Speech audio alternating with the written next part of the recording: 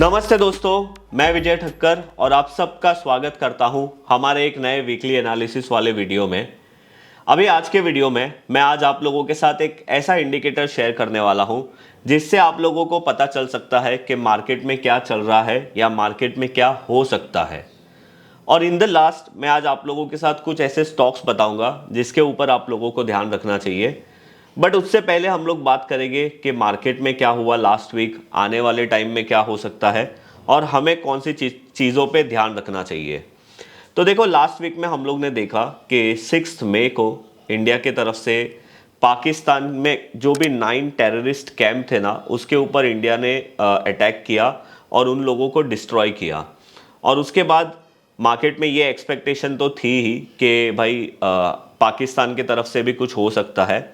और हमें ये देखने भी मिला, बहुत सारी हमारी जो सिटीज़ है जो हमारे बॉर्डर के पास है, वहाँ पे ये पता चलता है कि पाकिस्तान की तरफ से कुछ ड्रोन अटैक्स हुए थे जिसको हमारे इंडिया के डिफेंस सिस्टम ने बहुत ही अच्छी तरीके से डिस्ट्रॉय कर दिया। अब देखो, कुछ वीक से जब ये पहलगाम का अटैक हुआ था, उसके बाद हम लोग ये एक्सपेक्ट तो कर रहे थे कि इंडिया कुछ करेगा ही ज़रूर। और आप लोगों ने देखा ही कि इंडिया ने ये सिंदूर जो ऑपरेशन था वो किया। अब देखो क्या होता है ना, जनरली ऐसे टाइम पे मार्केट के अंदर है ना, थोड़ा फियर वाला एक सेंटिमेंट आ जाता है। क्योंकि अगर इंडिया पाकिस्तान की वॉर होती है तो मार्केट गिर सकता है, ऐसी नॉर्मल एक्सपेक्टेशन तो यही होती है। क्योंकि कोई भी कंट्री में वॉर होती है तो उसके जीडीपी के लिए वो अच्छा नहीं होता है। और अभी उसी वजह से हम लोग ने देखा कि लास्ट 2 हफ्ते से मार्केट एक रेंज में अटक गया था और मार्केट कहीं जा नहीं रहा था। तो ये हम लोग ने देखा लास्ट वीक में, ये सारी चीज़ें हुई। उसके बाद हम लोग ने ये भी देखा कि मेरे ख्याल से 8 तारीख को या 7th की राइट नाइट को या 8 की नाइट को बहुत सारे जो हमारे इंडिया के न्यूज़ चैनल्स हैं ना, उन्होंने बहुत सारी फेक खबरें मतलब दिखाई। इनफैक्ट मैं एक टाइम ऐसा था कि मैं रात को 2-3 बजे तक जाग रहा था और मैं उनकी फेक न्यूज़ देख के मैं ऐसे सोच रहा था कि यार, मैंने तो कुछ और ही सोचा था वॉर के रिलेटेड, और ये लोग तो बोल रहे हैं कि हमने कराची पोर्ट को फोड़ दिया, हमने ये कर दिया वो कर दिया। तो वो बाद में पता चला खैर कि ये सारी न्यूज़ बहुत सारी नहीं, ऑलमोस्ट सारी फेक न्यूज़ थी। तो बस यही मैं आप लोगों को बताना चाहता था कि लास्ट वीक में मार्केट में ये सारी चीज़ें हुई।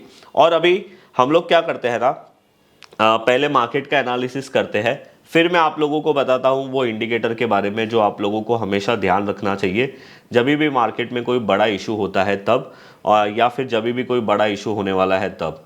तो अभी देखो, आप लोग ये जो चार्ट देख रहे हो, ये निफ्टी का मंथली टाइम फ्रेम का चार्ट है। यहाँ पे मैंने आप लोगों को पहले भी बोला था और मैं आप लोगों को अभी भी बोल रहा हूँ कि मार्केट ने सितंबर के बाद एक अच्छा डाउन ट्रेंड मार्केट में शुरू हुआ था। बट मार्च में मार्केट ने बॉटम बनाया। अप्रैल में ऑब्वियसली थोड़ी बहुत सारी चीज़ें प्रॉब्लम हुई ट्रम्प के वजह से, जो भी ग्लोबल मार्केट में इशू हुआ। बट जो अप्रैल का क्लोज़ है वो बहुत ही पॉजिटिव आया। और मई महीने में ऑब्वियसली हमारे यहाँ पे जो टेररिस्ट अटैक हुआ है उसके बाद मार्केट में थोड़ा प्रेशर आया है। तो अभी मई मंथ के तो 10 ही दिन ख़त्म हुए हैं, बट ओवरऑल मार्केट अभी भी यहाँ पे ही है। अगर आप वीकली टाइम फ्रेम पे देखोगे तो वीकली टाइम फ्रेम पे इनफैक्ट आप लोगों को ये डाउन ट्रेंड बहुत क्लियरली दिखेगा। और यहाँ पे देखो, मैं अभी भी आप लोगों को बोल रहा हूँ कि मार्केट के सेंटिमेंट या मार्केट का जो प्राइस है ना, वो ऐसा लग रहा है कि ये बुलिश है। उसका रीज़न ये है, एक तो ये बड़ा ग्रीन कैंडल और दूसरा ये बड़ा ग्रीन कैंडल, जो बहुत ही क्लियरली इंडिकेट कर रहे हैं कि मार्केट में ऑब्वियसली इंडिया पाकिस्तान के इशू के वजह से थोड़ा सिचुएशन टेंशन में तो है, बट मार्केट का जो ट्रेंड है ना वो पॉजिटिव है। अगर आप डेली टाइम फ्रेम का चार्ट देखोगे, मैं आप लोगों को ये इसलिए दिखाना चाहता हूँ कि कल हमारे मार्केट में जो फ्राइडे की बात कर रहा हूँ मैं, कल मतलब ऐसा लग रहा था कि निफ्टी बहुत ज़्यादा नीचे ओपन होगा। SGX Nifty almost 400 point down दिखा रहा था। बट हमारा मार्केट डाउन खुलने के बाद उसने फर्स्ट जो लो मारा वो भी ब्रेक नहीं किया, which is also a positive thing. But हाँ, अगर ये कैंडल पूरा ग्रीन क्लोज होता तो ज़्यादा पॉजिटिव होता। खैर, ये कैंडल में फिर लास्ट टाइम मार्केट के लास्ट आवर्स में थोड़ा बहुत रिजेक्शन आया, which is not a good thing. तो अभी हमारे लिए मार्केट में सबसे जो इम्पोर्टेंट सपोर्ट है वो है 23,300 से लेके 23,200 का। और जो इम्पोर्टेंट रेजिस्टेंस है वो फिलहाल यहाँ का कंसोलिडेशन का हाई है, विच इज़ 24,589। और अगर आप वीकली टाइम फ्रेम पे देखोगे तो 24,800। अब देखो, मार्केट में इतनी अच्छी जो अभी रैली हुई है ना, अगर हम उसका फिबोनाची रिट्रेसमेंट भी लगाते हैं और देखते हैं कि मार्केट कहाँ तक नीचे आ सकता है, तो अभी जहाँ पे मार्केट है वो 23.60% रिट्रेसमेंट है और 38.50% रिट्रेसमेंट आ रहा है 23,500। तो ये रिट्रेसमेंट लेवल्स को आप लोग ध्यान में रखिए। मेरे हिसाब से मार्केट का स्ट्रेंथ अभी पॉजिटिव है। आने वाले टाइम में हमारे इंडिया पाकिस्तान के इशू को लेकर अगर कुछ चीज़ें आगे बढ़ती है तो शायद मार्केट में और प्रेशर आ सकता है, अदरवाइज मार्केट एक ठीक ठाक कंटिन्यूएशन में रहेगा।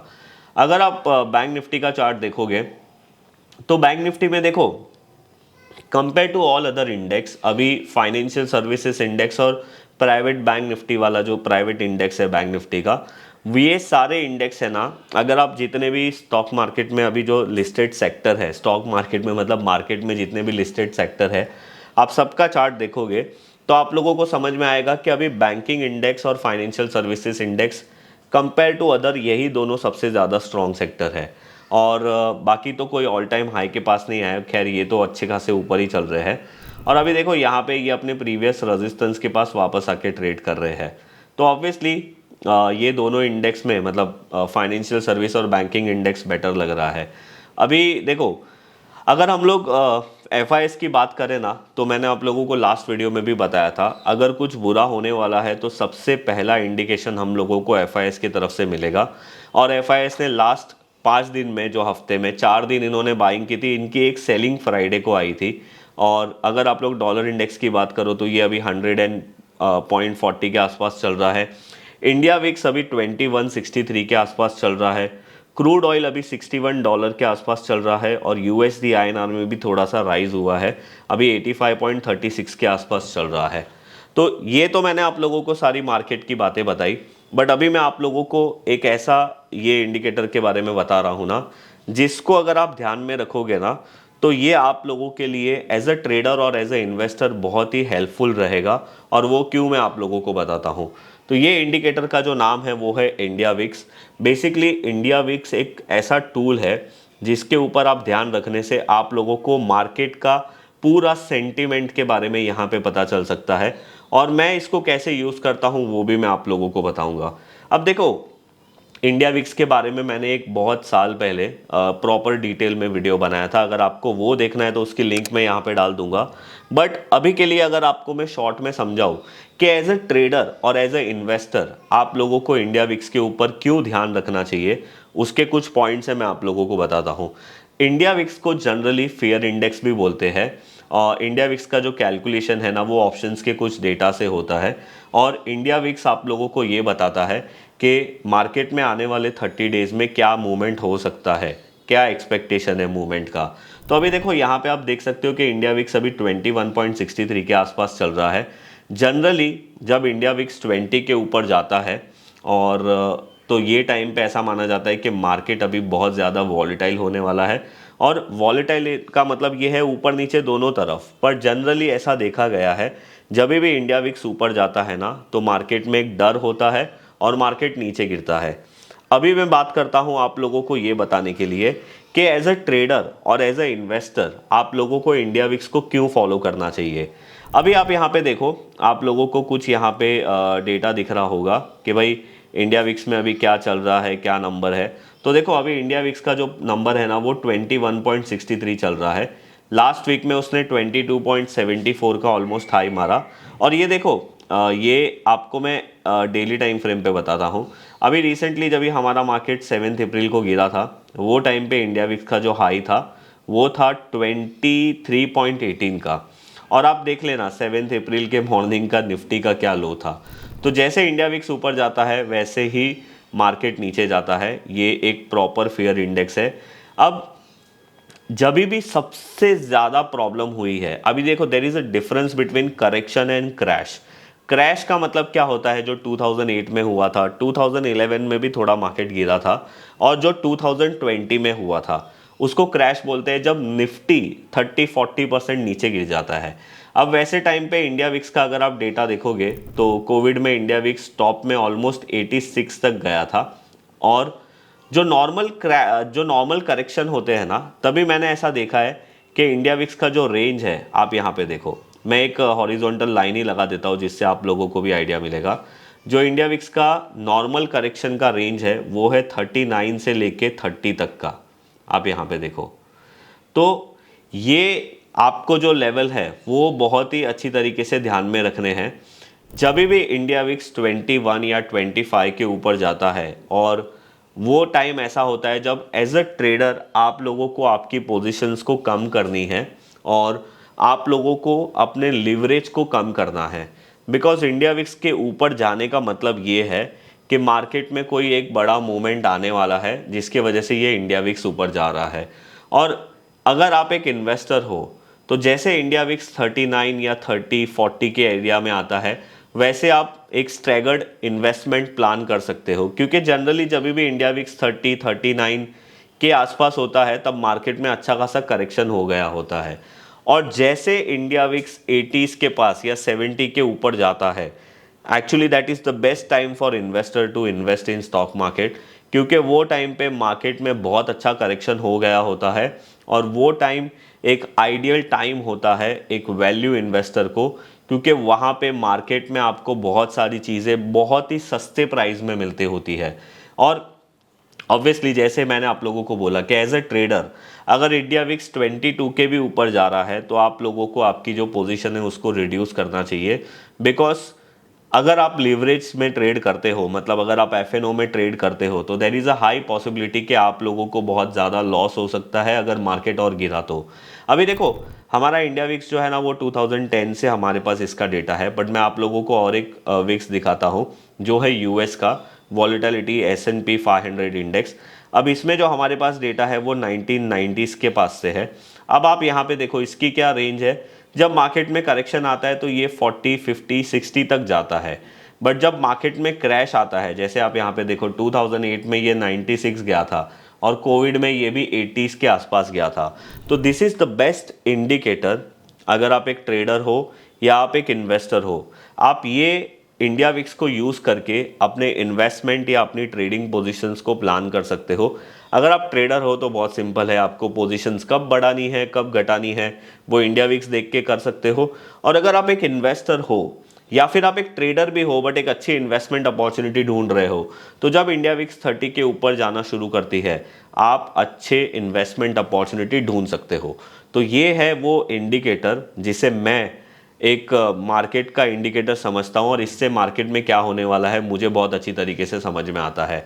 और हाँ, अगर इंडिया विक्स 18 के नीचे है या 20 के नीचे है तो दैट इज़ अ गुड, मतलब वो इतना बड़ा प्रॉब्लम नहीं देता है। जनरली ये 15 से लेके 16, 17 या 12 तक रहता है तो मार्केट नॉर्मली रहता है, तब मार्केट में कुछ नहीं होता है। और एज अ ऑप्शन ट्रेडर आप लोगों को ये ऑब्वियसली इसके ऊपर ज़रूर ध्यान रखना चाहिए। और अभी मैं बात करता हूं कि आप लोगों को कौन से स्टॉक्स पे ध्यान रखना चाहिए। तो ऑब्वियसली जो सेक्टर अभी स्ट्रांग है compare to all other sector, जो सेक्टर अभी कम गिर रहा है उसके स्टॉक्स में आप लोगों को ध्यान रखना चाहिए। एज वेल एज आप लोगों को वो स्टॉक्स को भी देखना चाहिए जो स्टॉक ने अभी बहुत ही बड़े टाइम फ्रेम में रीटेस्ट अभी किया है और वो अपने रीटेस्ट को कंफर्म कर रहे हैं। और मैंने आप लोगों को लास्ट 2 वीडियो में कुछ स्टॉक्स के बारे में बताया था, आप उसके बारे में भी चेक कर सकते हो। तो बस ये था हमारा आज का ये वीडियो। मैंने सोचा कि ऐसे सिचुएशन में आप लोगों को ये चीज़ को बताना, ये चीज़ के बारे में बताना मुझे बहुत ज़्यादा इम्पॉर्टेंट लगा, क्योंकि एज अ ट्रेडर मैं इंडिया विक्स पे बहुत ज़्यादा ध्यान देता हूँ। अपने पोजीशंस को इंडिया विक्स को देख के करता हूँ, मतलब ऊपर नीचे जो भी मुझे करना है, बढ़ाना है घटाना है। और एक एज अ इन्वेस्टर अगर मार्केट जब ज़्यादा गिरता है तो मेरे लिए बहुत ज़्यादा अपॉर्चुनिटी होती है। अगर मैं कोई स्टॉक्स पे भी ध्यान ना दूँ, समझो इंडिया विक्स अभी 70 पे आ गया है या इंडिया विक्स अभी 60 पे आ गया है, तो मैं धीरे धीरे निफ्टी 20 हो गया या फिर बैंक निफ्टी 20 हो गया या जूनियर 20 हो गया उसको भी एक्यूमुलेट कर सकता हूँ। मुझे ज़्यादा दिमाग लगाने की ज़रूरत नहीं है, बिकॉज ऐसे टाइम पे वो ऑलरेडी सस्ते ही होते हैं। और अगर आप लोग जो हमारे बॉर्डर एरियाज़ के पास के सिटीज़ से हो तो मैं आप लोगों को यही बोलूँगा कि आप अपना ध्यान रखिए, आप अपनी सेफ्टी का पूरा ध्यान रखिए। और प्लीज़ आप भी नीचे कमेंट्स में मुझे बताइए कि वहाँ पे क्या चल रहा है, बिकॉज मैं रहता हूँ मुंबई में, अभी तक यहाँ पे कुछ ज़्यादा पता नहीं चला है। और न्यूज़ चैनल्स को अगर हम लोग देखते हैं तो बहुत सारी फेक न्यूज़ आती है। तो बस यही बोलूँगा आप लोगों को, अगर आप बॉर्डर एरियाज़ में हो उसके आसपास हो तो आप लोग अपना ध्यान ज़रूर रखिए। और हाँ, हमने हमारे चैनल पे कल एक पॉडकास्ट लाइव किया है जिसके अंदर हमने प्रभाकर जी के साथ बात की है। प्रभाकर जी एक पीएमएस फंड मैनेजर है। इनका फंड ऑलमोस्ट 2000 करोड़ का जो साइज़ है वो मैनेज कर रहा है। इसमें प्रभाकर जी ने ये बताया है कि ऐसे कौन सी 2 क्वालिटीज़ होती है जो मल्टी बैगर स्टॉक्स में होती है। और ये 2 क्वालिटीज़ जो उन्होंने बोली ना, वो मुझे बहुत टाइम के बाद ऐसा लगा कि हाँ यार, ये तो सब स्टॉक्स में ऐसा ही होता है जो भी मल्टी बैगर बनते हैं वो। तो अगर आप लोगों ने वो पॉडकास्ट नहीं देखा है तो जाके ज़रूर देखिए, और अगर आप लोगों ने वो पॉडकास्ट देख लिया है तो मुझे बताइए कि आप लोगों को वो पॉडकास्ट कैसा लगा। तो चलिए फिर, अगर आज का ये वीडियो आप लोगों को अच्छा लगा है तो आप हमारे वीडियो को लाइक और शेयर ज़रूर करिए। अगर आप हमारे चैनल पर नए हो तो सब्सक्राइब ज़रूर करिए। मैं मिलूंगा आप लोगों को ऐसे ही कोई नेक्स्ट वीडियो में, तब तक के लिए बाय बाय।